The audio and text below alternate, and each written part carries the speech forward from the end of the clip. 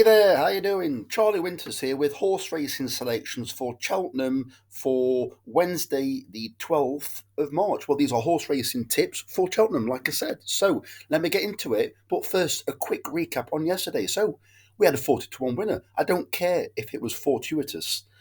We had a 40 to 1 winner.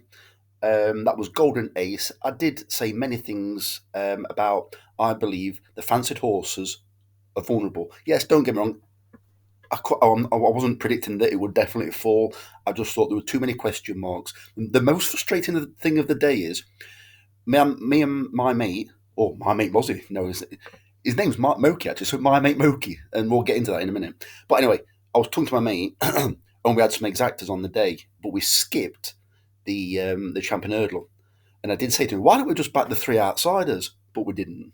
I looked at the Exacta and Trifecta, and it was crazy. I think the Trifecta made some like 2 or 3 grand. But anyway, we didn't do it, but we had other ones and they didn't come anywhere. But anyway, you don't need to know about that. It was a cracking day at Cheltenham yesterday.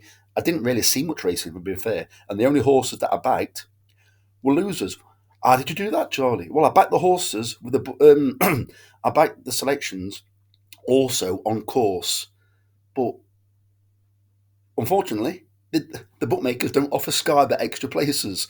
So all the horses that I backed that profited on SKYBET, apart from the Golden Ace, the ones that came placed, came one place out of the pay out of the payout for the bookies. So I was like, oh, I even went to the bookies twice and said, no, nothing to come. I'm like, what? So anyway, let's get on to Wednesday's horse racing for Cheltenham. So fingers crossed again. So what I've had is I've had a 16 pence each way, lucky 63, and I've had £1 each way single on each of the horses. I do believe it comes to exactly £30, 16 pence. I'm probably going to have a couple more bets. Those bets, please come back. They will be in the description. That they are what I'm using as the free bets.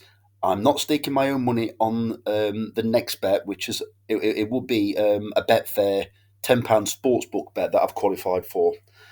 Um, so also yesterday I laid Constitution Hill for a place, which unfortunately you don't want to see it fall, but I just thought it was beatable. But with the quality of the Champion Hurdle in the end, it didn't even have to be up to its best to win, but it didn't anyway. So let me get on to Wednesday's selections. So here they are. So the first selection is Potter's Charm. I've taken the price not because I want to, because I've had to, because SkyBet wouldn't let me put the bet on without taking at least two of the prices. I think it's so they've got some kind of gauge on what it can return, and that's my only take on things. So Potter's Charm in the 120 at Cheltenham, it's the Turner's Novices Hurdle. Sorry, I'm a bit hungover still. Paying 4 places instead of 3. I've taken the price at 10 to 1. It should be around that price anyway. Personally, I would leave the price to SP. So this horse ran a decent race behind, is it 6 Mile Bridge, I think it's called? I believe it can reverse that form. I don't think it wanted the slower ground that day. They've put a tongue strap on since, so maybe clearly I'm guessing Sam Twiston Davis, I wouldn't say you felt anything or the horse gurgled or anything like that. I just think Sam Twiston Davis has probably said it might benefit from a tongue strap. I do think it will come on for the run as it sounds, because I do think the soft ground and the hill just took it out of it. And I think Twiston Davis on Nigel Twiston Davis on that particular day may have left it a little bit short on fitness, knowing that it'll put it spot on for potentially for this Cheltenham race. Well, I think it's cracking value the fact that SkyBet are giving 4 places instead of 3, because that fourth place is wide open, and I think Potter's Charm is the obvious chance to get that fourth place. Hopefully, it gets first place, but minimum we need is for it to sneak a place. I was trying to go further down the odds to try and find a huge price to sneak in, but I just confidently couldn't pick something where I thought, right, yeah, I like the look of this. So I had to stick to my beliefs, and that's following the Cheltenham form. Even if it came place last time, it still ran round Cheltenham, whereas a lot of the other horses haven't. I think having ran round Cheltenham before in the past is a huge positive. The second selection is Comfort Zone. I've left the price. It's in the 240 at Cheltenham. It's in the Coral Cup, and it's 8 places instead of 4. I was looking for a huge price again. What I'm probably going to do is I'm probably going to have a very small stake, lucky 15, which or doubles and trebles with some huge prices. As I said, pop back just before 12 o'clock, and anything I've had extra will be in the description at that point and no later than that, and I won't be adding anything else after that. So you've only got to pop back at 12 o'clock, and you'll see if I've added anything extra to today's bets. Comfort Zone, I think, has got an obvious chance. I'm going from memory now. I do believe it's also a flat horse, and every time, in my opinion, what seems to happen is Joseph O'Brien seems to keep the horse occasionally ticking over, running running on over 2 miles over hurdles.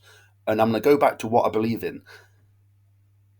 This horse is also a 2-miler on the flat.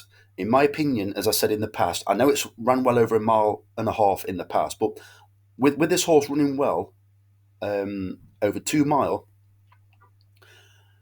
on the flat, I believe stepping up in trip to this, I think it's 2 mile 5, will be right up its street because it's been campaigned not solely over 2 miles over hurdles, but what it does, I think 2 miles over hurdles is too much for it.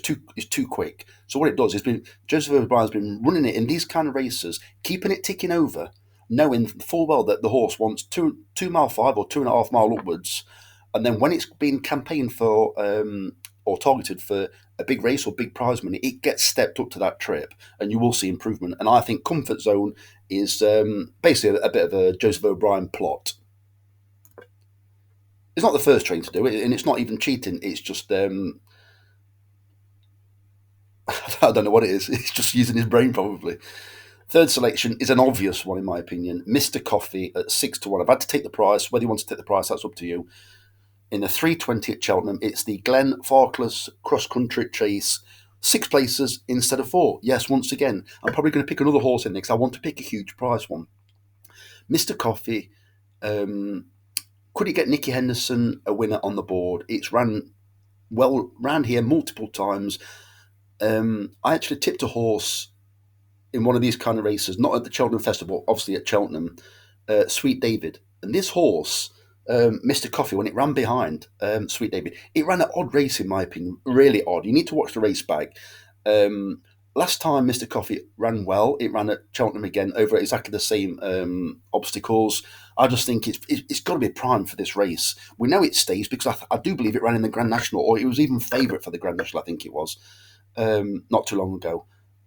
It's a solid stayer, it jumps fine. Hopefully it's the first win on the board for Nicky Henderson. The fourth selection is fingers crossed because and that's not the horse, but that's I've got my fingers crossed. But it's Liberty Hunter. I've left the price in the 4 o'clock at Cheltenham, the Queen Mother Champion Chase. So what I've gone for is it's a very competitive race, and this horse isn't good enough.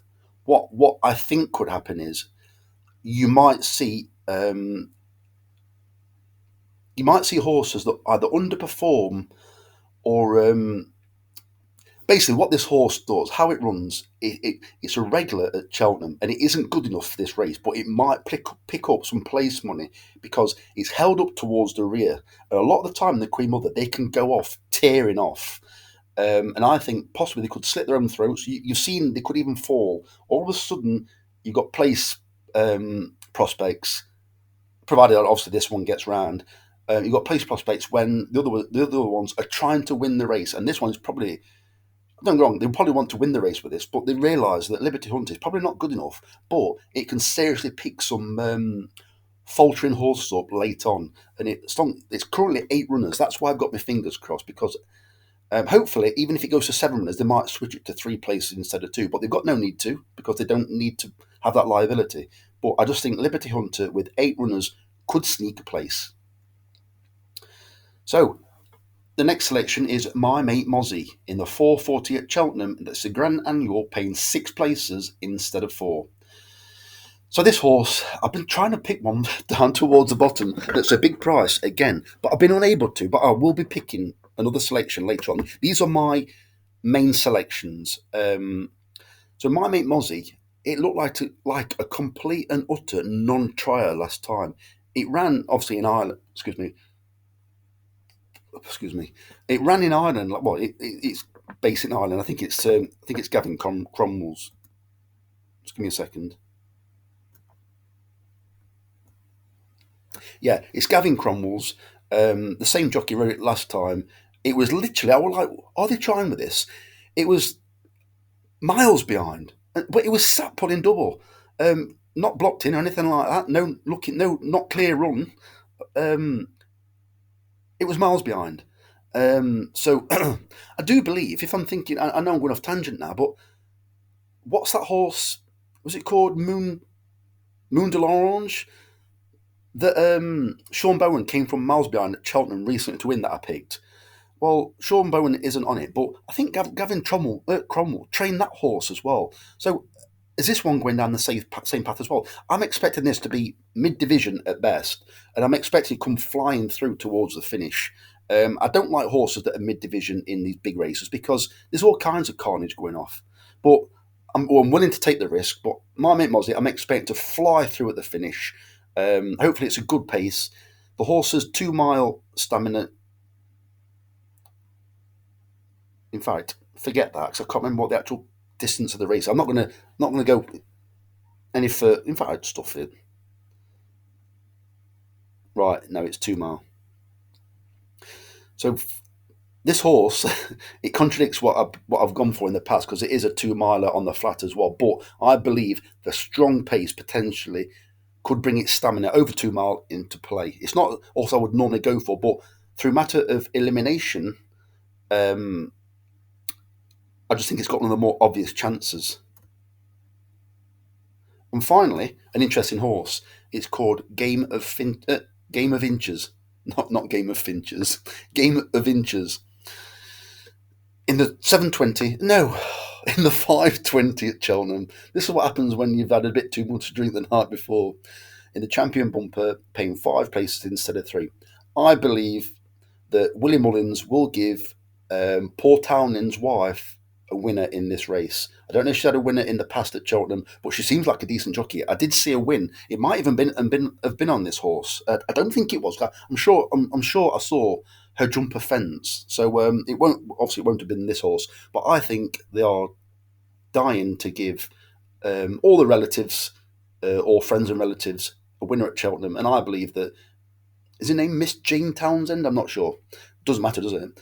The wife of Paul Townsend, top jockey. I think they will try and give her a winner, and this could be it. It's about 9-2, so it's not like I'm giving you a 50-1 chance. I think it's got a chance, an obvious chance anyway. Yeah, so those are all the selections. But as I said, there will be some more. There will definitely be some more. I'm probably going to have a huge price. Fingers crossed. Um, Probably a lucky 15, lucky 31 max. Huge prices. Ones where I think could sneak the frame, but are unlikely. Yeah, I'm testing my luck basically, and I'm probably going to chuck a few forecasts in there. And I've got a £10 free bet actually, so I will be putting my own money on that lucky 15, but it'll be small stakes. I've got a £10 free bet. I might actually just have a £10 double or treble on the favourites because it's a free bet. There will be some forecasts and tricasts in there, but it'll be to small stakes still, testing my luck. So if you can give me a like, a subscribe, or a share, I would really appreciate it. If you don't want to, that's fine. I tipped a 40-1 winner yesterday, and I've still got a dislike on the video. There's just no pleasing the odd person, is there? The vast majority of people, thank you very much for the likes. So I wish you the very best of luck.